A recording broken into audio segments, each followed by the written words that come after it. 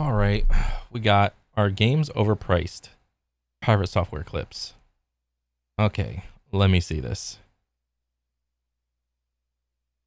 What do you think of $100 plus games? So there's a Ooh, couple of things that are really interesting about this. Back in the day, a Super Nintendo game was $69.95. That's how much really? Secret.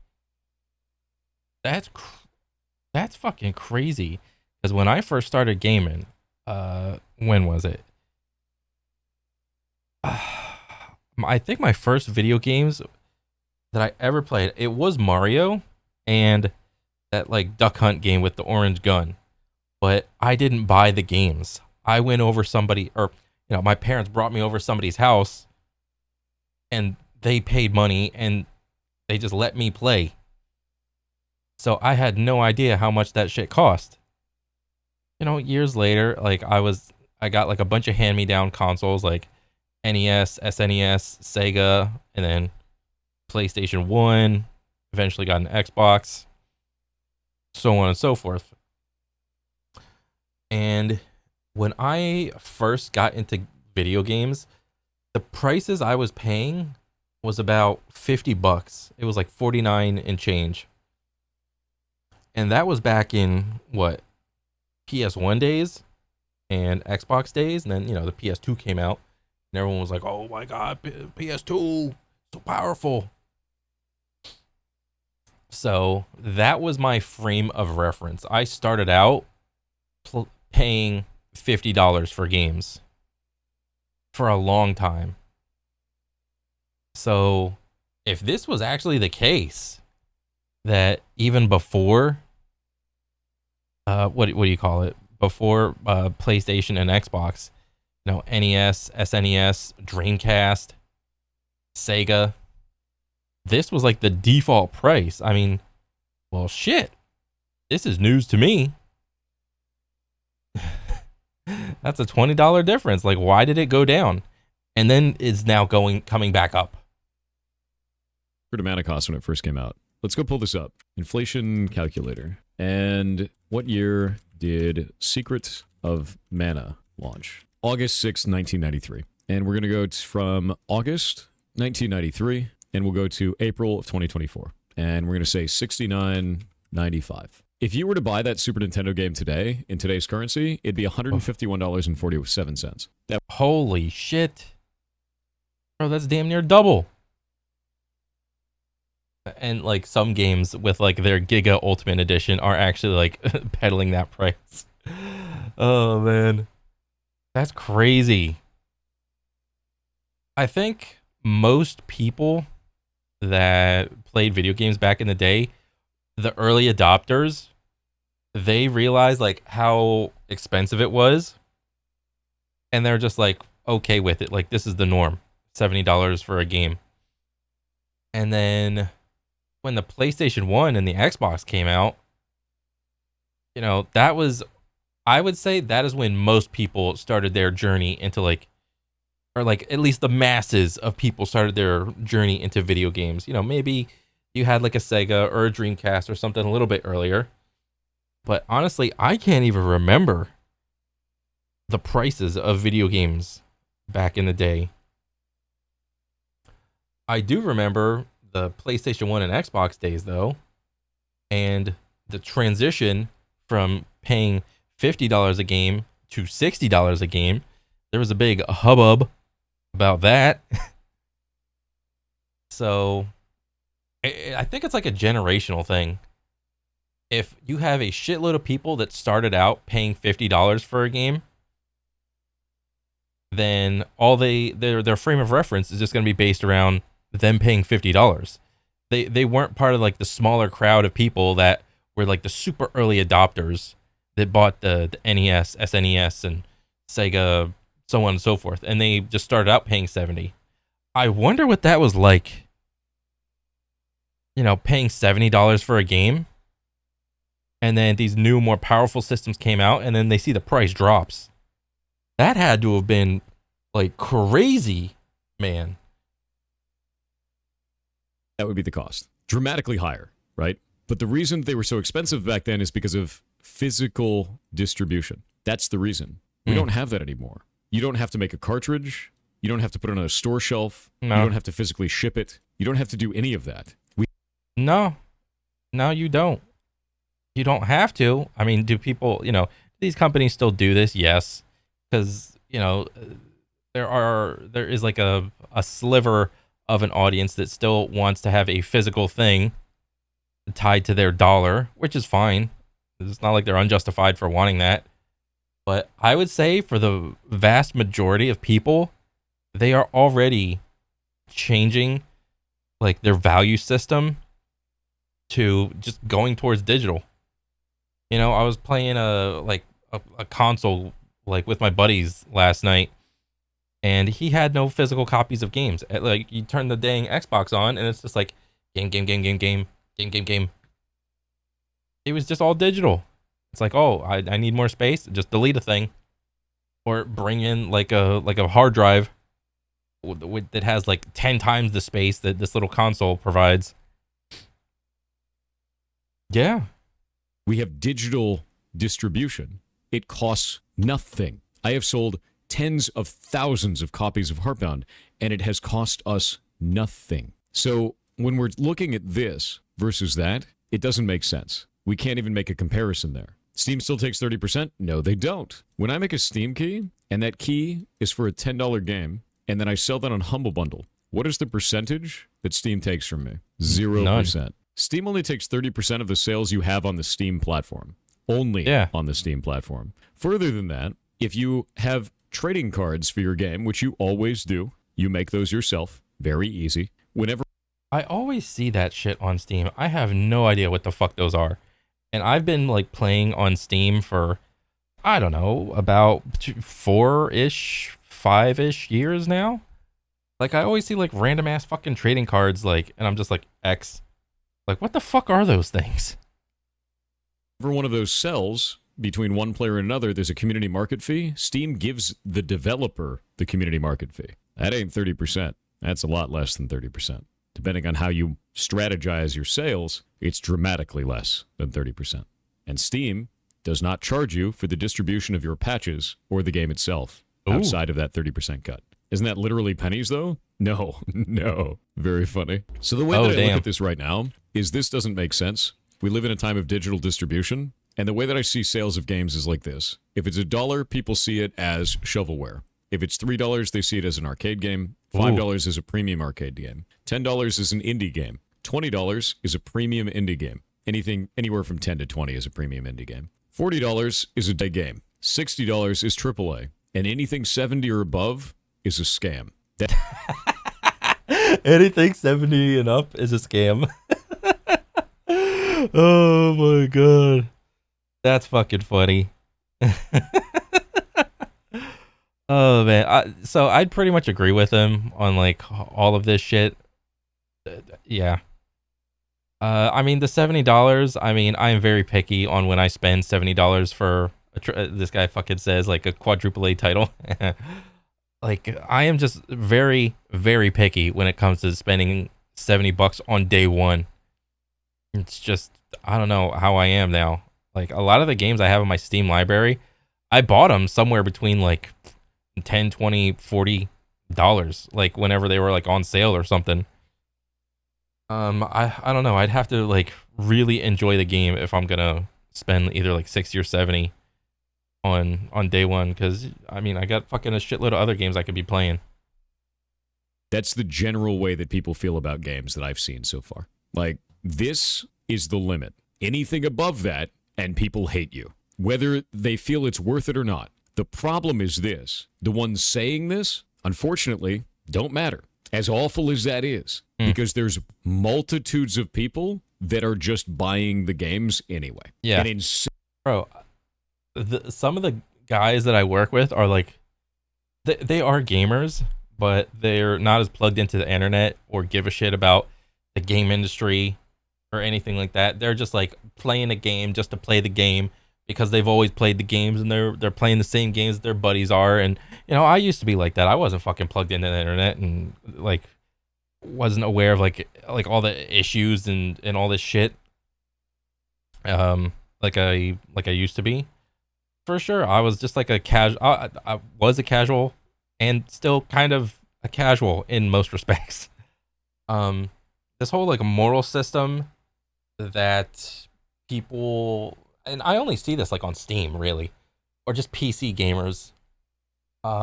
Like console bros have like no moral system for the most part. Whenever I see them like just trying to like spend money on a game, it's like, oh, the game is $70. Okay, no problem. Day one, there you go. Oh, there's a super edition. Okay, got there you go. Extra money, $90, $110, $130. There, I'll take that one.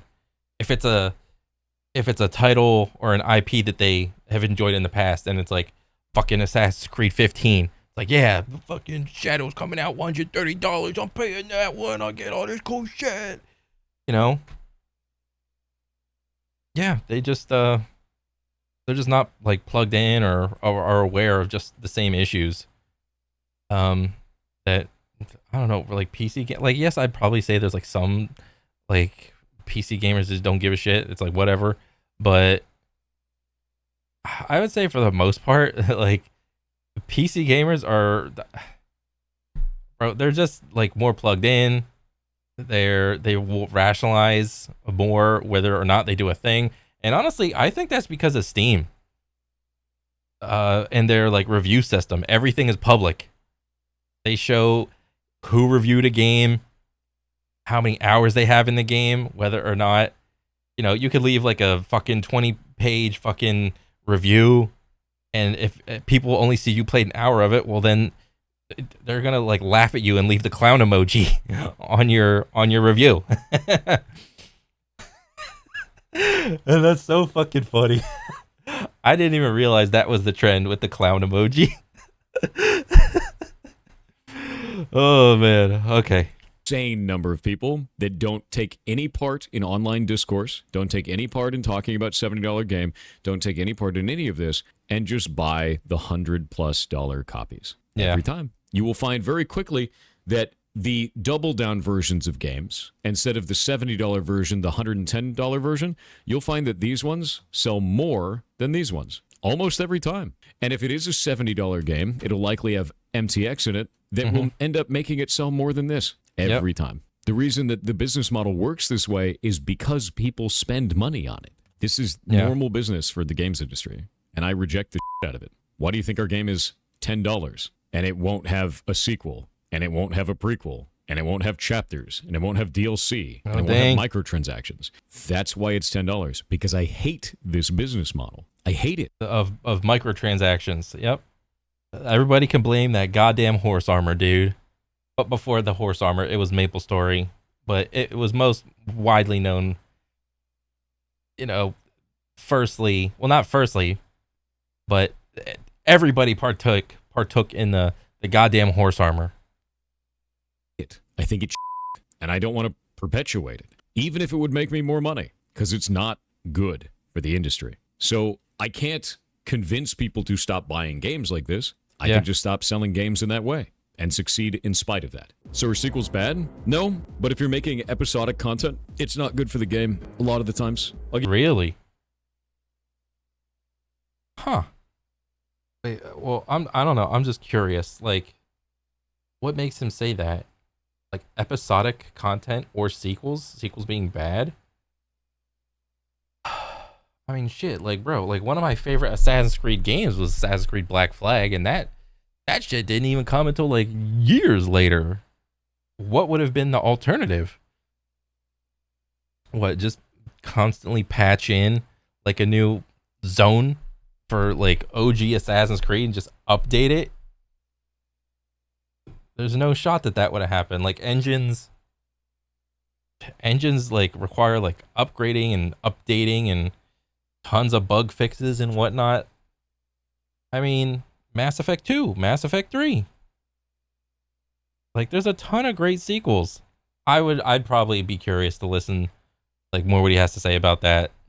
I'll give you an example. Let's say that your base game is $10 and you release a DLC for $5, and then you release a DLC for $5, and you release a DLC for $5. As a player, you bought it for $10, and a new DLC comes out 3 months later. It's only $5, so you buy it, and then another one 3 months later. Well, it's only $5, so you bought it, and then another one 3 months later. It's only $5, so you buy it. Yeah. Right? You just keep doing this. Now, let's say that you tell your friend, hey, man, this game is really good. And your friend's like, oh, how much was it? And you're like, oh, it's $10. And your friend goes to look at it and he goes, that's not $10. Now you get a $25 game. Oh, yeah.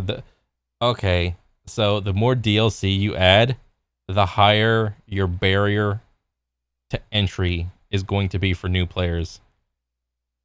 I get it. That's a valid argument.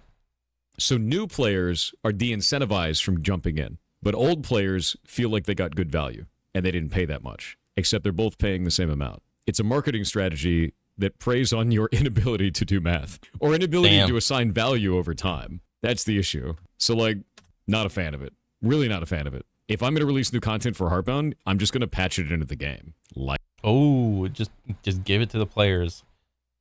I don't know. That could be like that. We could have like a whole philosophical fucking like conversation of like, oh, it's new content, but you're just giving it away. Versus, oh, it's new content, so can you pay me for the new shit that I made? I mean, like I always have. No reason not to. What are your thoughts on expansions then for games? I only like expansions for live service games a lot of the times. Like I really only like expansions for live service games.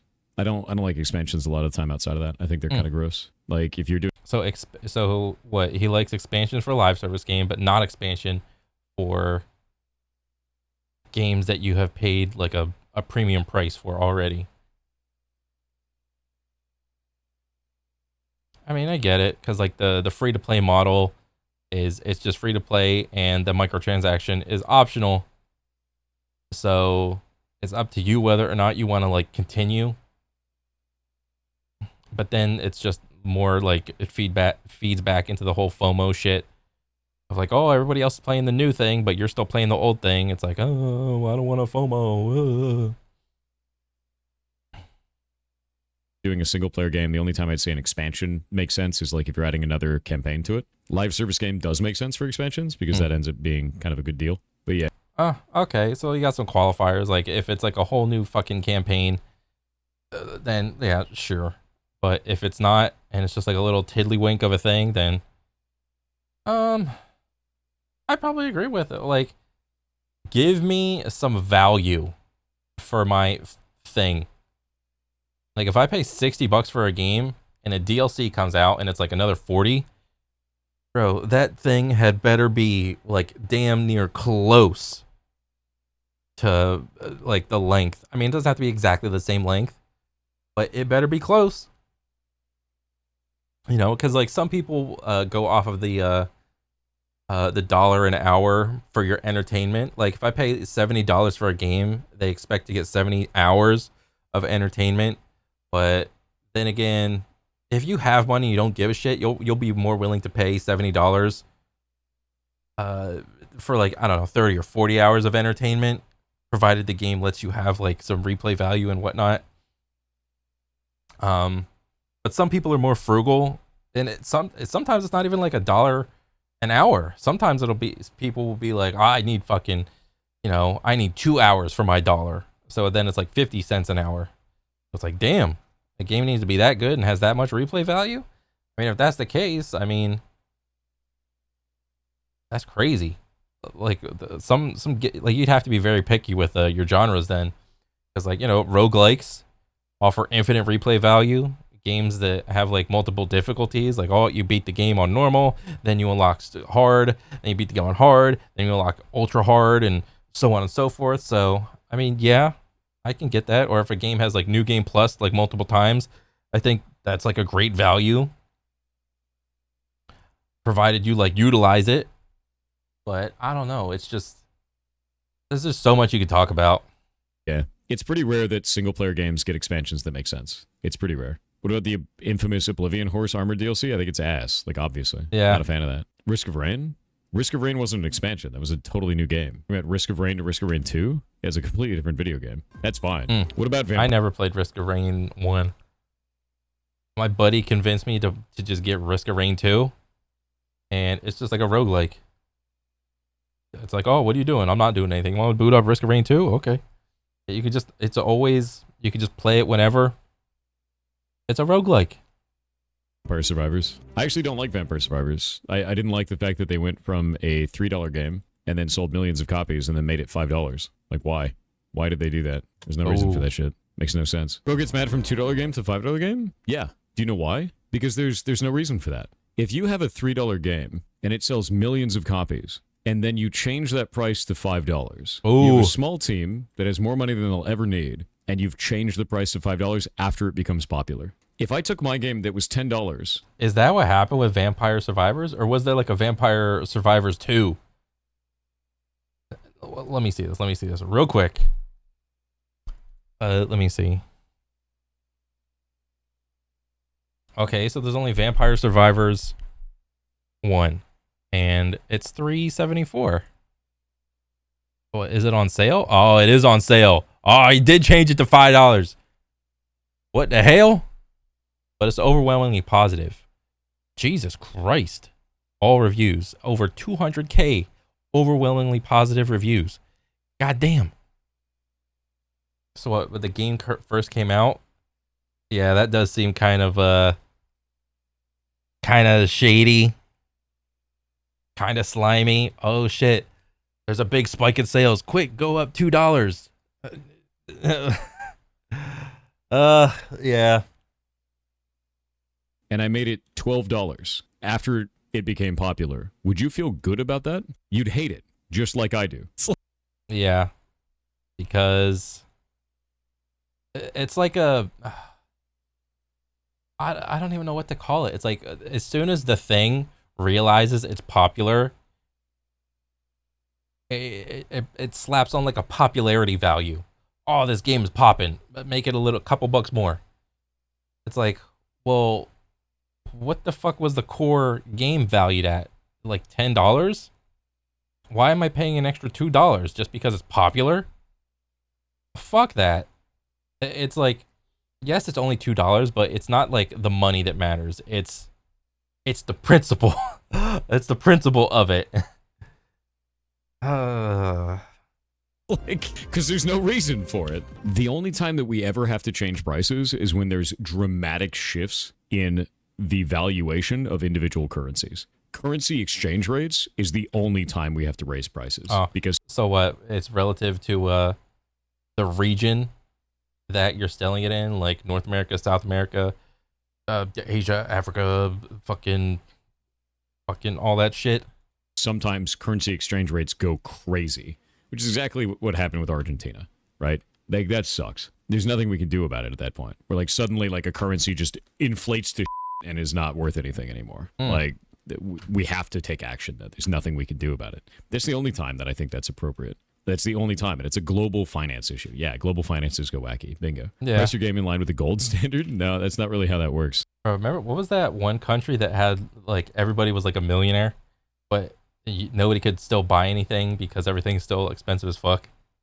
What was that, like the Zimbabwe money, where like a single bill was like 10 million, but that was like equal to like $1 or some shit like that?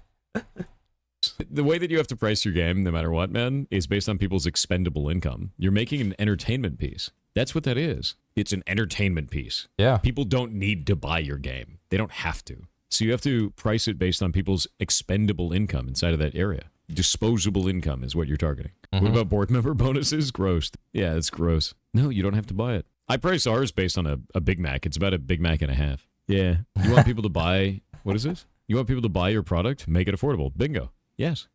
Damn. I mean, that kind of logic works when you're like a...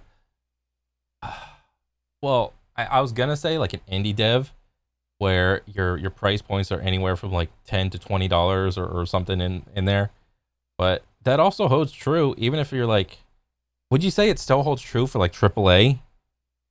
Because, you know, you got fucking 9,000 people working on Diablo 4. It's like, well, what would we value that at? Like,